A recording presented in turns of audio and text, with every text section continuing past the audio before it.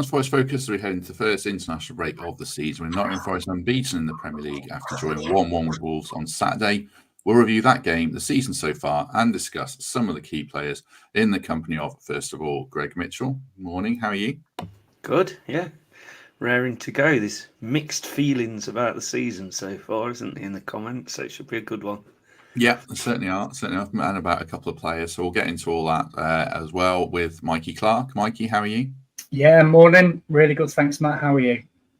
Okay, not too bad. My headphones aren't working, which isn't great, but I think I sound okay, so that should be all right. And third guest today, good to have back with us, is the Athletics Forest writer, Paul Taylor. Tails, are you well? I'm good, thank you. I'm good. Hope you are as well. I am. Hope everyone who's listening is well. Do us a favour and hit like if you haven't already. 70 seconds in, that would be a big help. Greg, do you want to kick us off with? We'll talk about the game first, and then we'll talk about general stuff after we reflect a bit more on the Wolves match. What did you make of the Wolves match?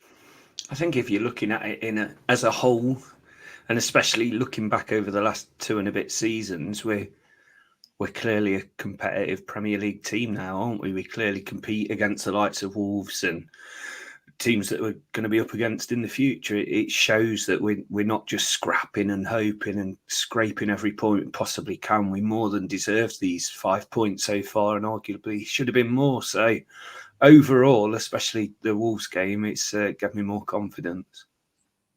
Well, what about you, Mikey? I think the big thing for me is we haven't looked like losing any of the games, which feels like a big stride in the right direction. Do you feel like we might have had a few more points? Yeah, potentially, but we look like a proper Premier League outfit now. You know, we're taking the game to teams. You can see what we're trying to do in terms of breaking teams down. We're having more possession than we ever have done in this league, and we look like we've got a plan and a shape and a structure. And I'm really enjoying what I've been seeing so far. And for you, Tails, I was watching Match of the Day earlier. Danny Murphy said it looked like 2 good teams on Saturday, which I'll certainly take. Not that I ever agree with him too much, but how are you feeling about it generally before we talk more about Wolves? I think what's encouraging for me is that when you look at the performances so far, you can kind of see the fruits of Nuno having a pre-season to work with the players. He spoke a lot at the end of last season about how he hadn't had the opportunity to kind of give the team the identity he wanted, give them, arm them with the processes he thought would make them a good side. And at the time, you kind of dismissed that as just being sort of, an excuse for maybe middling performances as the season comes to an end. But it has happened. They look a better side. They press a bit more. There's a bit more urgency about them, better at keeping the ball. And the new signings have added so much. I'm sure we'll come on to that, but the new signings have added so much attacking threat. The Forest just look a better all-round team. There's more attacking threat. There's an identity. There's a clear approach, and as we've already said, they've started to look like a good competitive Premier League team. It's been encouraging. I wanted to start just by focusing on a player who's not a new signing, really, and talk about Chris Wood. 17 goals in 38 games since the start of last season in all competitions for Forest. 13 in 19 games under Nuno, none of which are pens. And I know Tails was writing how that's a better goal involvement ratio than Salah and Palmer and all those players. His goal on Saturday, Greg, as well. I mean, he was unlucky not to have 2. He could have had 3. It's funny how people, I've done this as well, saying that actually if Taiwo is fully fit, he should be starting. But, Wood just keeps going under the radar. I think even I myself need to pay him more respect, even though I'm a big fan of his. I just don't understand how he was just casually in so much space as well. Made himself not look a threat. And I was stood with Emily and we had the perfect angle. Like before it hit his head, it was going to be a goal. The size of the emptiness in the goal, and it was just perfect. He made it look easy, and that's what he's good at. And we will keep writing him off. I was still convinced that we desperately needed a striker this summer, but he'll just keep getting him in. And someone's just said in the comments he could go for Brian Roy's Premier League records. Why not aim high and be that player? But yeah, superb. And he maybe could have scored a second. So it's exciting, and he's the kind of player we need with all our pace and everything around him to just slot in and be there. But I did notice he plays quite far back sometimes as well, doesn't he? Which is strange for a striker like him. But yeah, he's Mr. Reliable at the minute, and like you say, I don't think Taiwo is threatening his spot anytime soon. No, I think that must be deliberate, Mikey. He drops in, Morgan goes and almost plays as the 9. Then sometimes Morgan presses up front and we have 2 up front briefly. Nuno's obviously developing tactics around Chris Wood. I don't know if I'm like, people aren't necessarily doubting him, in fact, saying we need another striker, but people keep thinking he's gonna get injured, something's gonna go wrong. But he keeps stepping up. He keeps answering every question that's posed of him. I mean, where does he rank for you amongst Forest strikers in, I don't know, the last, going back to Brian Roy, and maybe he's up there with some of the best now, isn't he? I'd say. Yeah, he is, and he started this season how we ended last season, which was our main guy up front, our target, our pivot that they all work around. And I did notice him drop a little deeper as well, but what that does is it sucks the centre backs out and allows the pace to get in behind as well. So it's a definite tactical plan. I just think he's. I don't want to be disparaging, but he's probably playing some of the best football of his career, I would say, because he's still operating at that really high level. And he goes away at the international break, very much our number 1 striker. I think he's going to America. I think he's got Mexico and America, 2 games. And everybody worries about their players going on international duty, that they don't get injured. I'll be looking at that, just praying that he doesn't get injured, because he's our main guy at the moment. And I think, going back to your point, Matt, is he up there? Probably. I'd need to look at some of the records and the strikers that we've had, and we've had plenty of them. I can't really remember one making as much of a continued impact as he has done. And a lot of people, including myself, weren't particularly enamoured with the signing and when it happened. But he's shoved those words right down our throats. I think he's been fantastic. Yeah, I mean, so many of those seasons have been outside the Premier League, obviously. So you can look at players like Van Hooijdonk and Campbell and David Johnson, Marlon Harewood, but he's done it at the highest level for us, obviously going back to Collymore and Roy. And you mentioned international duty there, Mike. It was interesting reading your piece, Tales, in The Athletic, about how he turned down the chance to play in the Olympics, did he? Even though that would have been a massive honour for him, to represent his country on that stage, he said no. Yeah. I mean, and that says everything about where he wanted to be this season with Nottingham Forest. Nuno spoke about it a little bit last week. He kind of intimated that it had come as a little bit of a surprise to him, but he was really encouraged by Wood's attitude that they had a conversation about it, and Wood kind of agreed that it would be the best thing for him to stay and have pre-season with Forest. And it's a good job he did, because I love Taiwo. I think Taiwo's great. He's proven that he's a good Premier League striker, but he also missed a big chunk of pre-season with family issues. And without being too harsh on him, you can kind of see that in some of his performances so far this season. He looks a bit rough around the edges, a bit lacking in sharpness. And I think if Forest didn't have Wood, then they might have a bit of a problem, because Taiwo needs probably 4 or 5 games to get his match sharpness back, and I'm not sure at the minute how he gets that, because Wood is almost undroppable. His performances in recent weeks, 2 goals in the game so far, he's really established himself as a key man at Forest. And I think if you don't have Wood in the team, then you're probably not quite as strong at the minute. Is our bigger problem, Tales, more around the other players scoring goals to help Wood? We've had so many shots this season already. In the stats, we're right up there with everyone else. Wood's got 2 of our 3 goals. We'll probably discuss the wingers, but our chance conversion rate is pretty horrific on one hand. But on the other hand, it's good that we're creating all these chances, I guess. Do you know what encourages me is the signings they've made, the number of signings or the number of players they've now got in the team that look like they should and could be capable of getting 8 to 10 goals. There's 5 or 6 of them, Anthony Elanga should be getting 8, 9, 10 goals. Morgan, same again. Callum Hudson-Odoi is so dangerous when he cuts in off that left side and kills them in with his right foot. James Ward-Prowse, I think I'm right in saying he's got into double figures for the last 3 seasons. He's a real free kick specialist.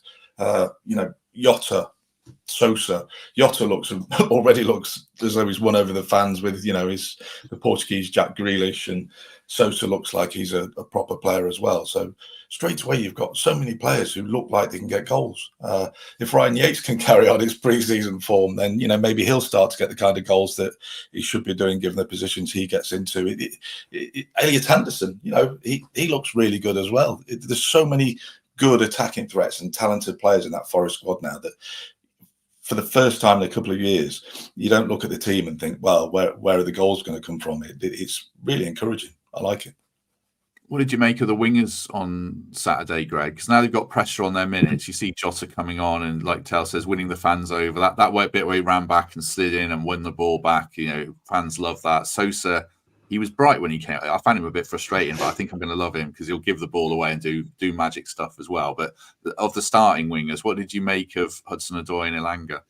I think Hudson-Odoi's got a real problem now, which is brought on by his form and how well he played last season, that as soon as he gets the ball, there's a second defender after him as well. There's not just one man on man. They just know he's going to cut in, and he's got such a trademark attack to him that he gets two on him, and he struggles in that sense. But you can understand that. But the only good thing is about that, it frees someone else up if there's two on him. So he's going to have to adapt his game slightly just to get out of those situations. But I think just both wingers, they're going to be our starting wingers. It's going to take a hell of something to knock them off their starting posts. The wing backs as well going forward, or are we going to talk about them shortly? Talk about whatever you want, don't worry. Aina, for me, it was the first time I've really seen him struggle. And I think that affects the wingers as well. There were some wayward passes. He just didn't seem to be on it like he has been other games. And it's the first time I'd really say that about him, because I think he's excellent and he'll still start against Liverpool. But that was his first off game. And I think that affects us deeply when he's not playing as well as he can do. But overall, the beauty of that League Cup game the other night was, wow, we have got a really good second string. There's some players that you just don't know how they're going to get in our team. But when there are the injuries and the knocks and the suspensions that you get, mid-season and later in the season, what an opportunity for these players to get their go, because they're certainly good enough, and hopefully we'll see more of that. Jason makes a fair point in the live chat about, I think, Moreno overlapping. I assume that must be a big reason why they've signed him. Do you know anything about this, Tales? Is it because he overlaps? That surely will free up Moreno. Do you know if that was in the thinking for bringing him in to help Hudson-Odoi? My theory is that you're going to start seeing a little bit, at least, team selections that perhaps look a little bit like what we used to get under Billy Davies, where you'd have a home kind of approach where there was perhaps a bit more attack minded and a lot more attacking players in it, than an away approach where you perhaps have players who are a bit more defensive minded. And I think Moreno was very definitely signed for his attacking threat. And I think you'll see him play a lot when Forest, not against weaker teams. I don't want to say that because there aren't really many weaker teams in the Premier League. But, when you're not playing a Man City or Liverpool or an Arsenal, you might see Moreno play more often and have a more attacking lineup. I get the feeling Aina's probably likely to go and play at right back, and you'll have two really attack-minded fullbacks in those games. And then in the games where they want to be more defensive, you'll perhaps see other players come in probably in midfield as well. You might see Yates play, for example, ahead of an Anderson. They've got now in the team, with the signings they've made, they've got options in every area of the pitch. And what they've got more than that, the players will all bring a little bit something different to the table. I really like the midfield options, for example, where you've got players like Anderson and Ward-Prowse, who are really attack-minded and will get Forest on the front foot. And then you've got destructive players like Sangare and Yates. There's just options all over the pitch for Nuno to be able to shape his side and shape his side's mentality, depending on the games that they're facing and playing. I think you might see him mix it up a little bit in numerous different ways as the season goes on. Just before we come to midfield, Mikey, my gripe with the wingers wasn't necessarily their performance. I don't think they had it. I thought they were both kind of 6 out of 10. Wasn't their particular game. My gripe was more they should have been hooked earlier. A lot of people have said this. Nuno I think he made the right subs. He made them 15 minutes too late. I'm putting this question to you because I know you're a critic of Nuno's subs. So are you going to add this to your list or not? Yeah, I'm adding it to my list. Crying out for changes earlier in the game. Everybody around me in the stand was saying exactly the same thing, so I wasn't just thinking it myself. And Lindsay next to me even agreed with me as well. She was like, "Come on, let's mix it up." I think they brought Matt Doherty on at fullback, and I think at that point I'm like, right, this is it. This is where we go for it. And he held and he held and he held, and then we made the change, and then we made our last two changes, I think, in injury time. So it's too late. And I think the game was there to be won. If I'm being critical, it was there to be won. We were the better team. I think Wolves had that one chance where they hooked it wide in the second half. But other than that, I can't remember them doing much. I can't remember Sells doing much. It was us trying to be on the front foot, trying to attack, and we just needed just a bit more, whether it's positivity, less of the pragmatism. In the last 2 seasons, a point at home to Wolves might have been okay after an away win, of course, but now we're all in the mindset of we've got the options now. Come on, let's try and turn them over. Let's try and beat them. They were there for the taking. And my only criticism was we reacted too late. And it's not the first time I've said that, unfortunately. So hopefully, maybe there was a little bit of nervousness. I'm not too sure. The game, it was evenly poised, but it was us that was trying to push. And I would have just looked, I think managers can be forgiven for trying to be positive and risking maybe losing the game to try and win it, if that makes sense. Because I think if we would have been a little bit more positive with the subs and it wouldn't have worked, I think he probably would have been forgiven by the majority of fans, because people would have left and gone, do you know what, we tried, we chucked the kitchen sink, it just wasn't our day. But it just felt as if we just waited a little bit too late. So hopefully in the next home game, which I think is Fulham, everybody remembers what we did to them last season. Let's just hope we get a similar performance. And if we do need to make changes to change things up, that we'll react a little bit quicker. It's my only criticism from Saturday's performance. Otherwise, I thought it was really good. Yeah, I agree. I didn't even see an element of risk in making the changes particularly. I thought we were very comfortable. I didn't see Wolves scoring, so I would have liked seeing those subs earlier. A few people in the chat, Greg, saying, Silwell says Jota should always start. Other people saying Sosa should always start. I'm not there yet, to be honest, because I haven't seen enough of them. I feel like we back Hudson-Odoi and Elanga. We got Liverpool next. Would either of those drop out for you and different wingers come in? I guess you might change formation as well. I doubt it very much, to be honest. If they're both fighting fit, Elanga and Hudson-Odoi start for me. But yeah, make the subs sooner. I get that, absolutely. But it was just nice that, unlike the other games, I didn't feel like we were hanging on. I didn't feel like we were nervous about conceding it all. It was more about the scoring and, being good when that goal was disallowed. I didn't see the flag straight away, and that got me. But I'd be very surprised if we made big changes like that against Liverpool. These players aren't used to playing in those games as such for Nottingham Forest, so it'd be a big risk to do it. But he's got 2 weeks to look at them now, and I'm sure he'll know if someone's good enough, they will start. But I'd be very surprised. We'll talk more about Liverpool in the next 2 weeks, obviously. I've got 2 weeks to fill here, everyone. We can't just talk about Liverpool completely now, so we'll come back to that. We'll talk about midfield shortly. 320 people watching, so if you're not already, hit like. That makes a big difference and would definitely help us out. Next up at the NAV, next up isn't this, but I'll talk about that next. Thursday, 19th of September, Comedy Night. Brennan Rees, Jack Skipper, Lou Conran. I'm going to put that up again. I might have to make this video longer. Tickets from gigantic.com. If you go to their website, it's live at the Big Shed, £15 a ticket, Thursday, the 19th of September. Before that, this Thursday, 7 p.m, our live show with myself, Lewis, Mikey, Temps, Emily, I think, as well, hopefully. It's £6 a ticket. You can get the tickets from the link in the description. And also, finally, shout out for Danny Tring. Good to chat to him at the NAV on Saturday. He messaged me and said, please give a shout out for the mutton curry at the NAV. Tell people how good it is so they don't take it off the menu. So buy your mutton curry at the NAV when you're next down there. Right, let's talk about midfield. Hang on. Tails, I'll come back to that. Have you made a mutton curry, Tails? You're a chef. Not mutton. I've made goat before. Was it good? Are you going to give yourself a passing grade? Yeah, it wasn't amazing. It wasn't, no. I tried to make a Thai beef curry last weekend, and that didn't go very well either. I'm on a bit of a poor run. I need to up my game a little bit. It was tough as old boots. I don't know what I did wrong. Tough to make a good curry, to be fair. That's very tricky. Right. Can I just say, Matt? Tails is underselling himself here. He's made me a curry before, and it was ace. His curries, he can cook. So don't undersell yourself, mate.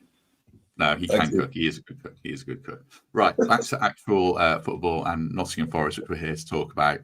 Their goal, I who should we talk about there? We'll all have a say on it. A few people, Greg, saying Miguel would have saved it and Sells might have done better. All right, Tails, you're shaking your head. I'll come to Tails and I'll throw to Greg something else. I can't see how. I mean, maybe Miguel does save it, but I can't blame Sells, can you, for that? I don't think Miguel saved it. I don't think there's many keepers in the world are saving that. That was a great. Honestly, I had to bite my tongue on social media a little bit because there was a few people dropping in my timeline saying that he should have saved it. And I'm thinking, what have you watched? You could have given him a trampoline; he wouldn't got that far across. Honestly, you're not saving that. Somebody saying he was flat-footed. I mean, come on. You just aren't saving it. It curls into the top corner and it's away from him. It's not like he reacted slowly or anything. It was an absolute belter of a finish, a wonderful goal, and not one that you just have to sometimes appreciate opposition goals and say, yeah, that was pretty good. And there doesn't always have to be somebody to blame for it. Sometimes you just concede a good goal. And I think that was one of those occasions. Are you going to blame anyone in the build-up, Greg? No, we were still celebrating, weren't we? It's not. I mean, you can laugh at your own every so often, but have you seen that video out of A Block where they're singing "You've Lost That Loving Feeling" just as the goal goes in? There's a bloke behind just goes, "No, they haven't." And, yeah, it was just they caught us, didn't they, straight away, and it was a wonderful strike. So yeah, their only real chance, and they capitalised on it, and it was just a shame. And you've got to stay switched on for every single minute, haven't you? And I think maybe we gave him that opportunity to shoot, but God, did he take it? Not the keeper's fault. No, I mean, Mikey, I'm more looking. A lot of people looking at Sangare, and I think he could have done better. But I think I'm also looking at Hudson-Odoi. But he's not done it, covered himself in glory in a 50-50 there, and that's probably more to me open the space. And I don't think Sells can do anything, as we've said. Yeah, both. I think I sort of pointed blame a little bit at Sangare, but I concur with the guys, to be honest. In the ground, because it was right in front of me where he hit it, my initial thought was Sells was a little bit off his line. So I was a bit critical, but then I watched it back and I'm with Tails. Like, nobody's going to save that. It's an absolute screamer. And I've always said on here, if teams want to whack it in from 20, 30 yards in the top corner, I'll accept it every day of the week. It's the crap goals that we concede, the set pieces, the scrambles, the giving it away. That's the stuff that infuriates me. I'm not going to have a go at anybody if somebody's going to belt it in from 30 yards. And if that's the type of goal, the only type of goal we're going to concede at home, we're going to have a great season, because we're not seeing those mistakes so far this season that we saw last season, which is a positive. No, and I suppose, Tails, as well, like people are saying Miguel should come in. Maybe he will in time. I thought he did very well against Newcastle. I don't like Sells. He made a good half save from Aït-Nouri. I thought he was brave when he dived at Cunha's feet. He consistently hasn't really done anything wrong, has he?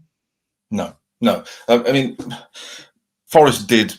You know, they tried to get a keeper in the summer. They tried to sign another keeper in the window. But talking to Nuno about it, he was fairly open about his feelings. He just kept saying, we've got to be careful. It's got to be talking generally about signings rather than specifically the keeper. He always said, it's got to make us stronger. We've got to only sign players that make us stronger, not just sign players for the sake of it. And I know that behind the scenes, they actually quite like Sells. They don't think he's an absolute world-class, amazing goalkeeper, but they think he's a 6 or 7 out of 10 Premier League keeper that they would have no real qualms going into the season with. It's not like they're thinking he's a weak link or he's terrible or that's going to be a problem for us. They pretty much trust him to be first choice goalkeeper. And this season that's why there was more concern, I think, about not getting another striker just purely because they've only got Wood and Awoniyi. I don't think they had a lot of concern about not getting another goalkeeper particularly. And I think the performance from Miguel probably helped a little bit because he was very impressive. And you've got a player coming across from overseas, doesn't know the Premier League, doesn't know the country, doesn't know the club. It can take them a little bit of time to settle, even for a goalkeeper. But I think what he showed, if you can take too much from one performance, is that he could be a decent competitive option and backup option for Sells. So I think they've got reasonable options in goal. The only thing that you worry about is if the worst case scenario happens and somehow both of them get injured or suspended, then I'm not sure where you go next after that. Yeah, and it's so difficult to know when to pull the trigger on playing these new signings consistently. Like people are saying about Sosa and Jota who've done well, but then Elanga and Hudson-Odoi did really well for us last season. It's easy to forget that. So you have to be careful. But equally, there's like Murillo, who's like you see, it's like right, he's got to play. So I think we just have to trust Nuno and the coaching team to know, because they see them so much more than us, obviously. So yeah. Sangare, last week it was Taiwo, Greg. This week it's Sangare, who's the most debated player on Twitter. What did you make of him in this game? He's getting some flack. Was he good, bad, middling?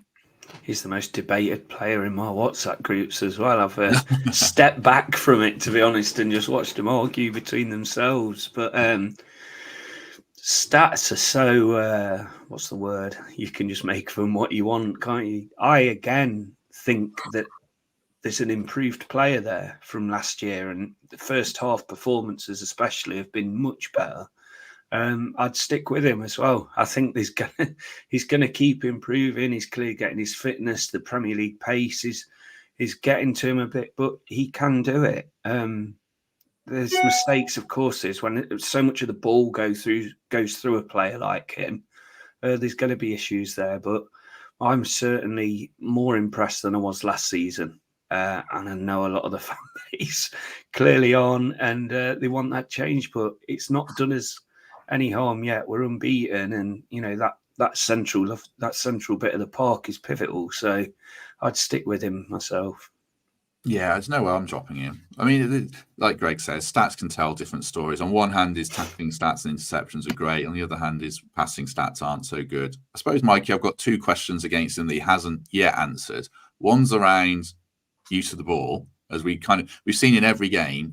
He has moments where he gives it away. The second is he looks more mobile and athletic. If you get him one-on-one, players can run past him. And actually, there's a third one. He keeps getting yellow cards, and he's got to cut that out. So he does have questions to prove, but it feels like he's made a lot of strides, and he's worth his place in the team, isn't he? He looks fitter, sharper, healthier. He's got a smile on his face. He's not the player that we had last season. However, he's still not exactly what we need from him. So I think the one thing I can't get my head around, and I think you may have inadvertently answered the question there, Matt, is it was Anderson dropping deep, picking up the ball off the back four at the weekend in the main. That probably says a lot about Anderson. They trust him. His use of the ball is funny. I tell you what, he's a really good player, isn't he? He's a lot better than what I thought he was. I know Newcastle kind of played him wide, but I don't think he's going to lose his place forever now. He looks a hell of a player. So I think him taking the ball off the back four is probably one, because they really, really trust him and his use of the ball is excellent. But two, maybe because they don't trust Sangare that much to do it, and he seemed to be playing sort of 10 yards further forward. And the problem you got there is when the play's facing him, he's very good. He's strong, he's athletic, he's quick, he passes forward, he's good.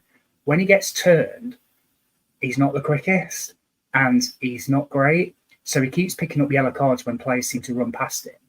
But I just think maybe 4, 5, 6 months down the line, I think he's going to be that one that's actually deeper for Forest and is actually picking the ball up. And you might not get many of those yellow cards because he'll be constantly facing the play more. That's just my opinion. Might not work out that way. But at the moment, I agree with Greg. I think he's a fixture in the team. I don't think he's going to get dropped. And I do think, although we're not going to talk about Liverpool, we'll say this. I disagree with Greg. I think there'll be major changes for Anfield for numerous reasons. I think he'll go with a 5. I think he'll play a box midfield of 4. And I think Sangare will be one of them. And I think he'll probably play the same against Brighton. So back to Tails' point, it's a long season. We've got a good squad, load of options, horses for courses, as Billy Davies used to say. And I do think you will get eventually the right blend, and you probably will get a team for home and maybe a slightly different team away. But in answer to your question, Matt, I think Sangare he's come on. He's not where we need him, but I don't think he's going to get dropped anytime soon. No, I think we saw a lot of what he's good at as well on Saturday that sometimes goes unnoticed, because he does some of the ugly stuff that stops attacks really well. So what about you, Tails, in terms of Sangare, Anderson, and where does Ward-Prowse fit in? What are you hearing and what are you thinking yourself on that? Ward-Prowse is quite flexible. He can play as an 8 or a 10, really. So he could slot in numerous different positions. You could see him playing as one of the two within the 4-2-3-1, or you could see him playing as the 10, although that would mean Morgan would have to play somewhere else, which seems somewhat unlikely. I think with Ward-Prowse, what you have to have somebody who's got legs and will. He's very busy. He's don't get me wrong. I'm not saying he hasn't got legs. He's a very dynamic player, but what he isn't is somebody who's going to win tackles and win the ball back and be a destructive figure. So you need a Yates or a Sangare alongside him. I don't think you're going to see a team where you've got Ward-Prowse, necessarily maybe Anderson playing together. I think you'll always have, if Ward-Prowse plays, I think there will be a Sangare or a Yates with him, or Danilo when he's fit again. I think he's a really good signing. I think it went under the radar a little bit. I wouldn't say there was a collective shrug of the shoulders by any means, but I think it's a really exciting signing. He could be brilliant. Every time I've seen him play against Forest, he's always done really well. I like him a lot. I think he's a proper player and the kind of player that Forest fans will really like. As for Sangare, I think he's got the ability to be a really, really good player. I mean, like properly good player, like maybe go on to play at an even bigger club if he can find his way a little bit. He is frustrating because he'll do something brilliant. He'll make a great tackle. He'll do a brilliant turn. He'll do something amazing and then balls up a 5-yard pass.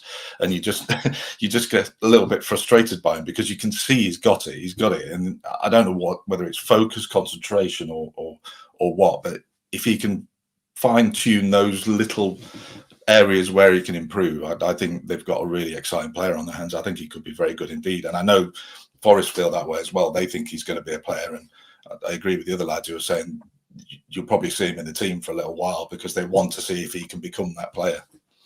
Yeah, I think so, certainly. Well, just before we move on to talking about where we're at after 3 games, a word for Global Telemetrics, our second sponsors. Thanks for their support. If you go to the live show, you can win a free live tracker in the raffle. So come to the live show. They're worth like 550 quid. So it's worth putting your name in the hat for that. Certainly, photo on screen for those watching, not listening, is of someone nicking a car in under 2 minutes without taking the keys. So, thieves can do it. So it's definitely well worth investing in one of those if you're worried about your car, a commercial vehicle, anything like that. Thanks to Global Telemetrics for their support as ever. Right, let's before we start wrapping up, Greg, with 3 games in, have you changed any opinions from the start of the season? Any worries about anything in the team, or are you still thinking this team is really comfortable, looking like a solid mid-table side?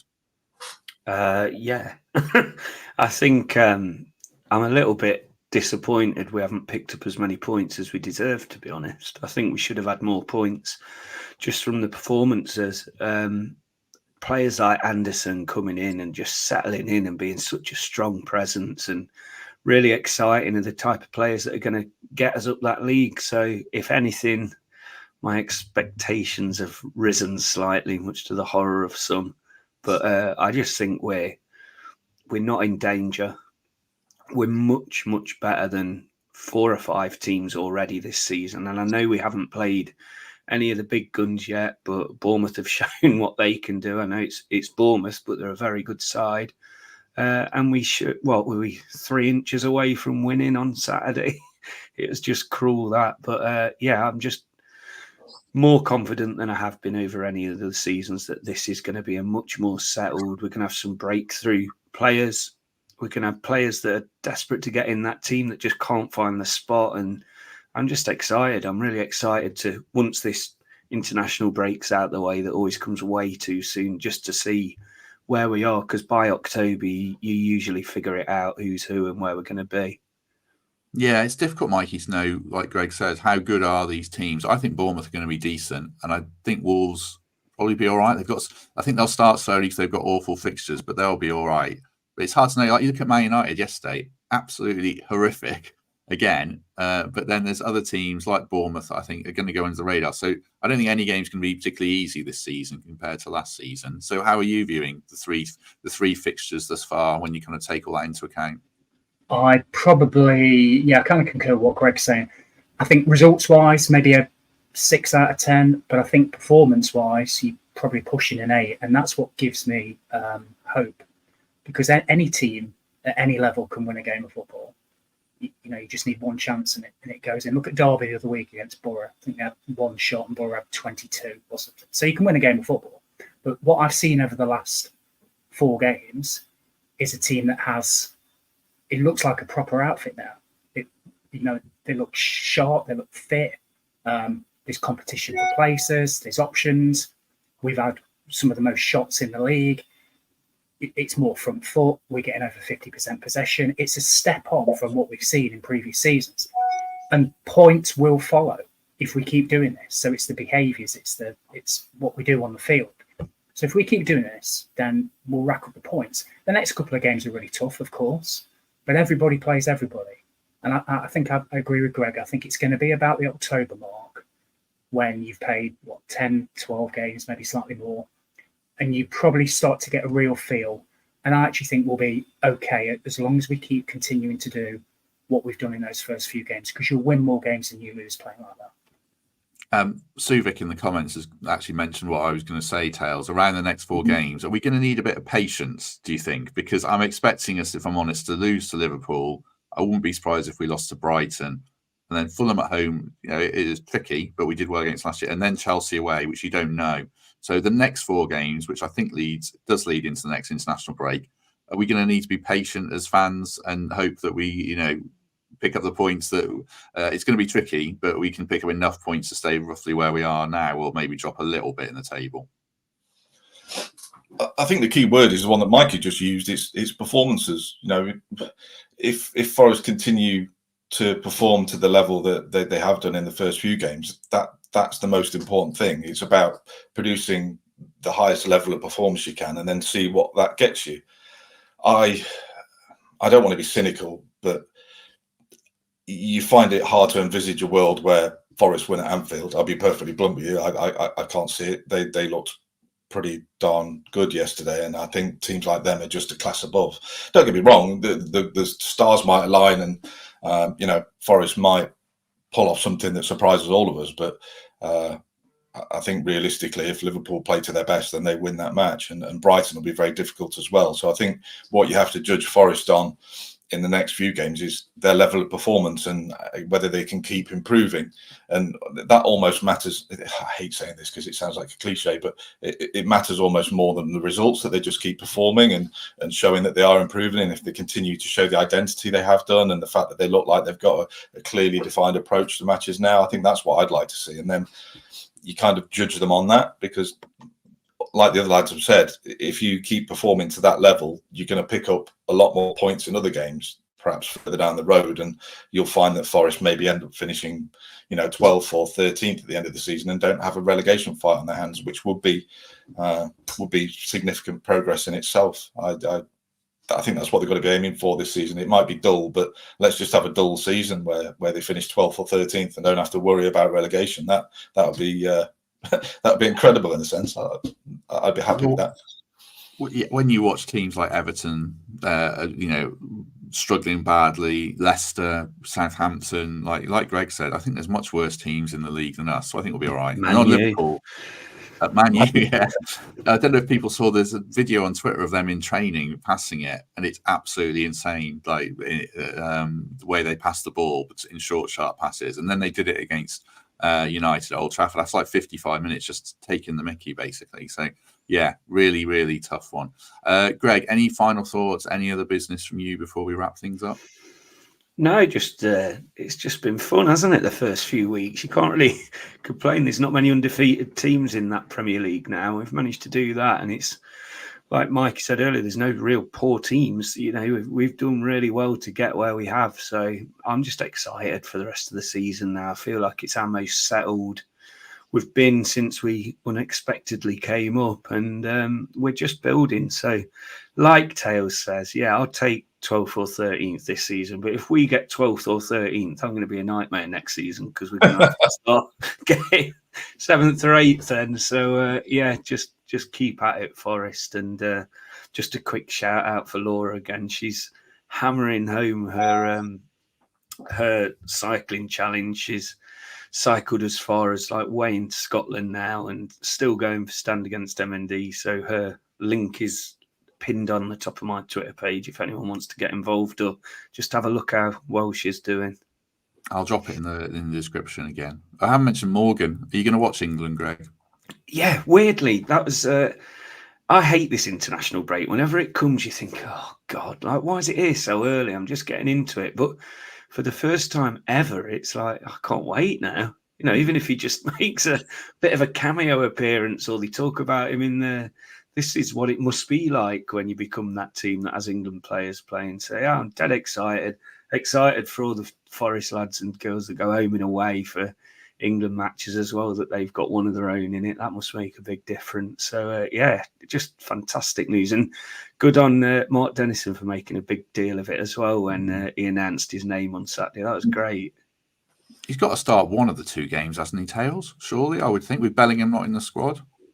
Well, you'd like to think so. I mean, I don't honestly know. It's hard to predict when you've got a new man in charge, isn't it? Yeah. And anything could happen. But he obviously has a previous affinity with Morgan. He's a player he knows really well. So I guess that it would be fairly likely that he'll get an opportunity in one of the games. And I really hope he does, because, you know, I'd love to see him play on that stage. It's been a pleasure to watch him evolve as a Forest player. I think there was a few eyebrows raised when he signed in terms of the size of the transfer fee, but he's really proved to be value for money, and he's a player that excites you every time he gets on the ball. So I'll be looking forward to seeing that in an England shirt as well as a Forest one there. Anything for you, Tails, before we go? Any shameless plugs for your work, anything like that? Just, I mean, the inside the transfer window piece one was quite interesting. Putting that together at 2 a.m. in the morning on the other night, and then dragging myself to the City Ground the next day. That was I felt a bit jaded on Saturday. I just think Forest, it's gone under the radar again a little bit that Forest had a really good transfer window. There was a bit of chaos towards the end in terms of the number of strikers they went for and the number of goalkeepers, but I think that's natural because they wanted one. I mean, what do you do if you don't get your first couple of targets? You go and look for the next one on the list, don't you? I don't think that's something necessarily to be critical of. What encouraged me was their stance on Marmoush. You know, they offered, I think it was 20 million for him, and they kind of Eintracht Frankfurt wanted 30, and Forest, for once, rather than just going, yeah, we'll pay 30 because we really want him, they said, well, no, that's overpriced, we don't want to pay that. And it felt like there was a bit of common sense involved, and there wasn't a Batshuayi or a Divock Origi or any weird signings. Everything they did made sense and made Forest stronger, and I think that's probably the most encouraging thing from the window. There was no daftness, everything was structured and planned, and every player that came in, aside from the 2 that obviously went out on loan to Olympiacos, has made Forest stronger. And I really like that about the window. It felt like a change of dynamic, and probably a significant one. Do you think, while I've got you, will Dennis potentially go? I mean, Turkey, Saudi, their windows are still open. Could we see any outgoings, do you think, in the next week or so? I need to check this out because I'm just flying on the seat of my pants with this one. But I think Forest might have had the limit of their loans now. So if anybody does go out, I think it would have to be permanent now. So that might make things more difficult. Although if you could move without being horrible, if you could move Emmanuel Dennis on a permanent move, it'd probably be best for everybody, wouldn't it? Yeah, I think so. For any sort of fee, really, for his career. You don't want players hanging around. You don't want a Chelsea bomb squad or a Forest bomb squad. So yeah, certainly. Just before I go to Mikey, thank you very much for Suvik for signing up to become a member. Suvik Bonergy, very good of you. Appreciate the support, and everyone else who's signed up recently or ever. Mikey, anything from you before we go?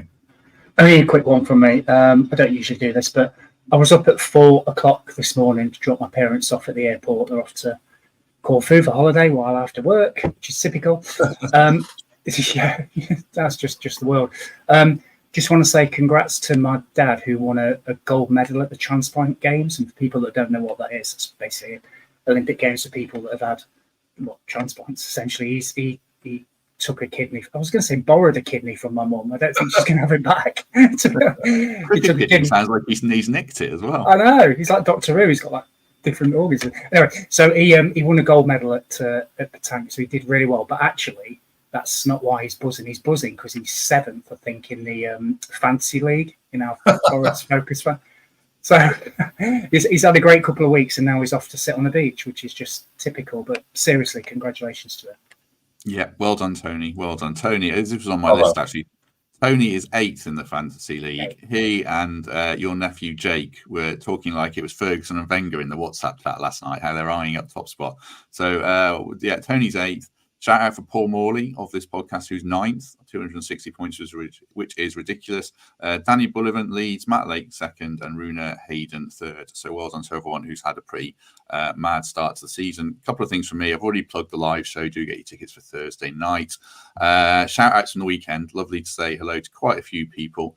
North Wales Tricky has stopped me going over Trent Bridge. A guy who'd flown over from Pennsylvania was chatting with us in the nav, Greg and Emily. So good to see him.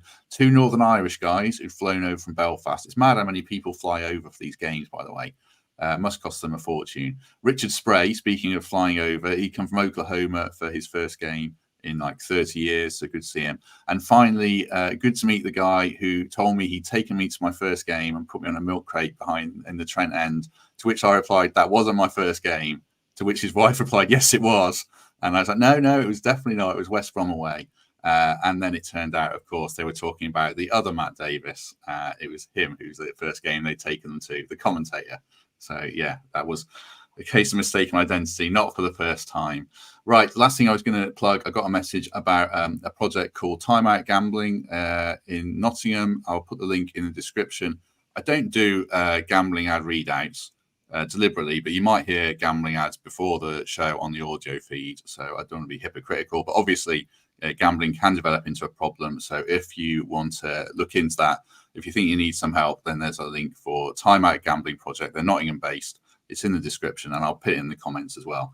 So so I give them a shout after they got in touch. Right, we shall be back on Wednesday. We've got a good show lined up, an interesting interview, so hopefully people will enjoy that one. Greg Mitchell, thank you very much. Yeah, thank you. Enjoyed that. Good man, good man. Mikey Clarke, thank you very much. Pleasure. Good to see you all. And Paul Taylor, good to have you with us again. You're a hero. Thank you very much. No problem at all. Thank you. I enjoyed it. Good. Well, I'll be asking you again, so make sure you keep enjoying it. Right. Thanks very much for everyone's company. 405 people. Do hit like before you go. Like I say, it makes a big difference. But if I don't see you on Wednesday, we shall see you soon.